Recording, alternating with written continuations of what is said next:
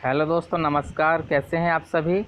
उम्मीद करता हूं कि आप सभी बहुत अच्छे होंगे। दोस्तों, जैसा कि आप सभी जानते हैं फ्रेंड्स कि हम अभी 5000 क्वेश्चन 5000 प्रश्नों की सीरीज लेकर चल रहे हैं दोस्तों।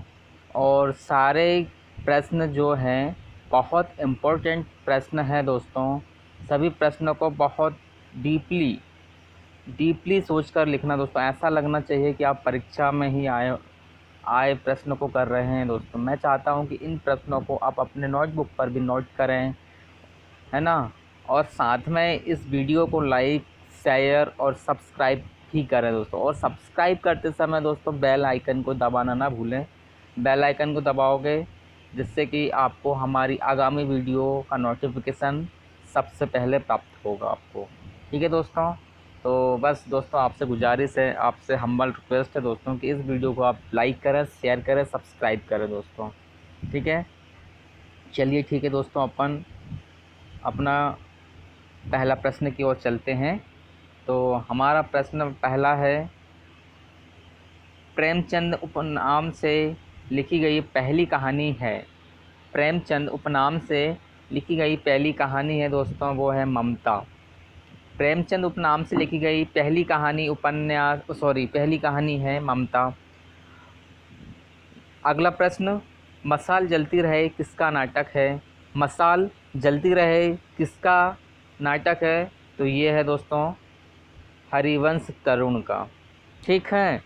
अगला प्रश्न, मोहनी मूरत सावरी सूरती नैने नैना बने रसाल। पंक्ति किसकी है। पंक्ति फिर से देखते हैं। मोहनी मूरति सांवरी सूरती नैना बने रसाल। पंक्ति किसकी दोस्तों। तो ये है मीराबाई की। मीराबाई की पंक्ति है दोस्तों। चलिए ठीक, अगला क्वेश्चन देखते हैं। अगला क्वेश्चन है, ज्ञानपीठ पुरस्कार किस वर्ष से लेखक को समग्र योगदान पर दिया जाने लगा। ज्ञानपीठ पुरस्कार किस वर्ष से लेखक के समग्र योगदान पर दिया जाने लगा। तो दोस्तों वो है सन 1984।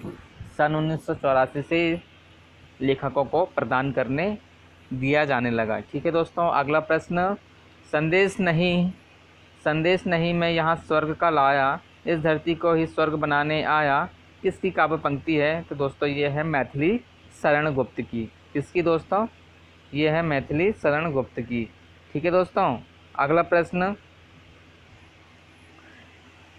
मछली बाजार किसका उपन्यास है।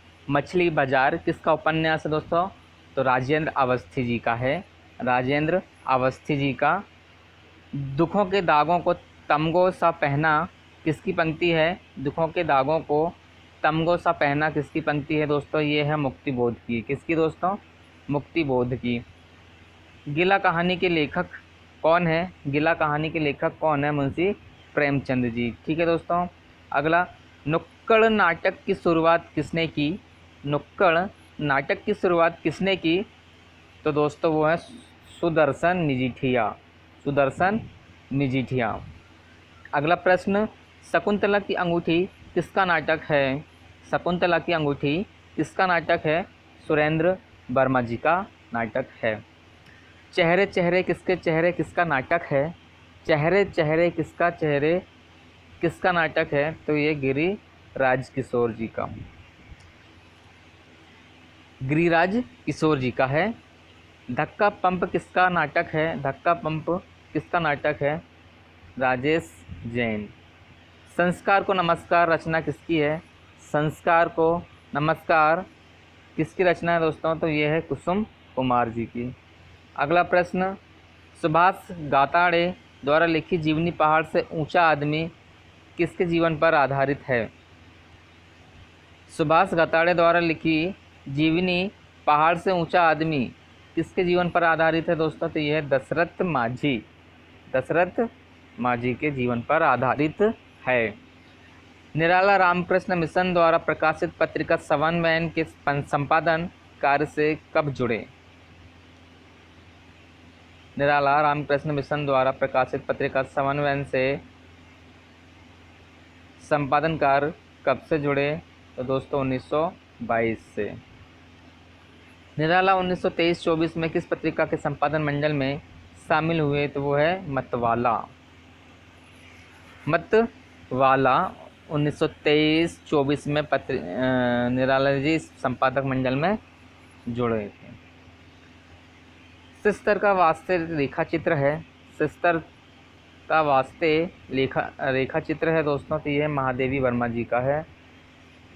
अगला प्रश्न, किस उपन्यासकार को प्रेमचंद ने भारत का गोरकी कहा? किस उपन्यासकार को प्रेमचंद ने भारत का गोरकी कहा? तो वो है जैनेंद्र कुमार। जैनेंद्र कुमार को भारत का गोरकी कहा। किसने कहा दोस्तों? तो प्रेमचंद ने।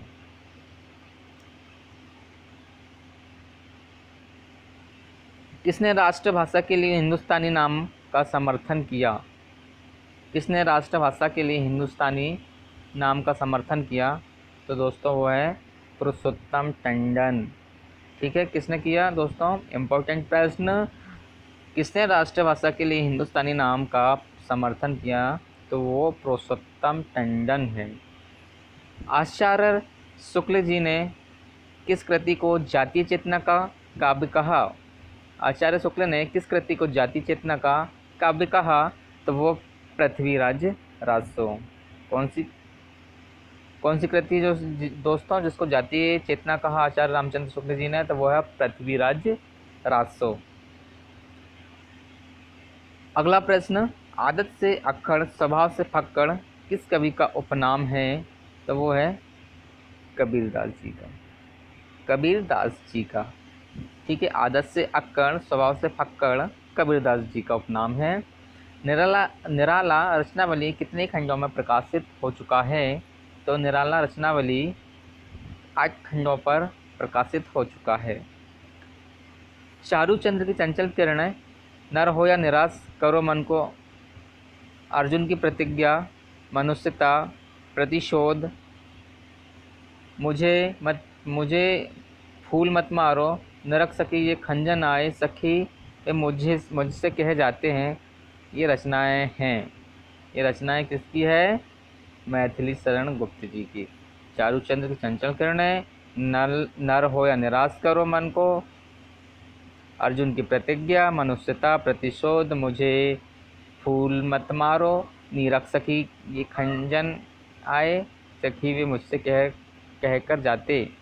ये रचनाएं हैं मैथिली शरण गुप्त जी की। अगला प्रश्न, निराला की कविता जूही की कली उदाहरण है। निराला की कविता जूही की कली उदाहरण है मुक्त छंद।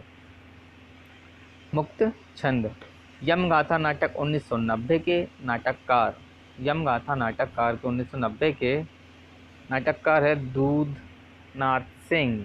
यमगाथा के नाटककार है दोस्तों, इस नाटक के नाटककार है दोस्तों, वो है दूधनाथ सिंह। 1990 में यमगाथा को लिखा।